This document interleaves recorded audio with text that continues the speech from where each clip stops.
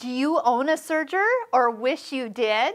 Well, sometimes when we don't have sergers or our serger has the wrong color of thread on it, you do need to know which stitches on the machine are suitable for making those threads stop unraveling on your fabric.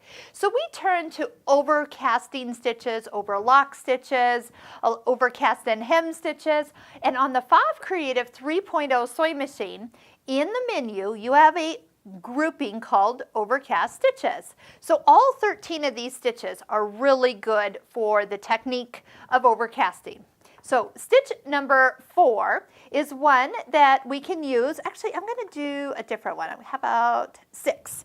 So this stitch is the one that recommends foot 3. So that's the one with the little adjustable guide here. This little red marker can be moved left or right. The key is that you adjust it to match up with that little piece of metal, that little pin inside the stitching area. And then also notice this foot is one for the IDT. So make sure that when you switch feet, that if that is not already engaged, that you do pull it down and engage it here in the back. And the guide is set up so when you start to stitch. Now sometimes when I don't know where to bring the fabric up to the foot, if I'm going to be too far or too far forward, is touch the presser foot down button not once, but twice. And it pops back up, and then you can move the fabric to exactly where you want it to start. It's a lot easier when it's closer to the fabric than when it's way up at its normal position.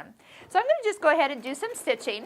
What's nice about that little pin in there is that it supports the fabric. So if you've ever done just a normal zigzag with your regular presser foot, and you notice that the fabric edge just curls under and it's really, well, it's not flat. It has kind of a ridge in there. This particular foot and that little pin is supporting the stitch as it goes. Now as you're seeing, because it goes kind of forward and back and forward and back, it's not as fast as a serger. So for those of you who find yourself feeling like this takes forever, you are right, because a serger is much, much faster. And if you're doing a lot of this, you definitely want to look to adding a serger to your sewing room. So look how flat it is. And what we've done is made it so these little threads will not become unravelly and just become a hairy mess. Now they're contained. They won't come undone as you start to wash it, and look how pretty and flat that edge is.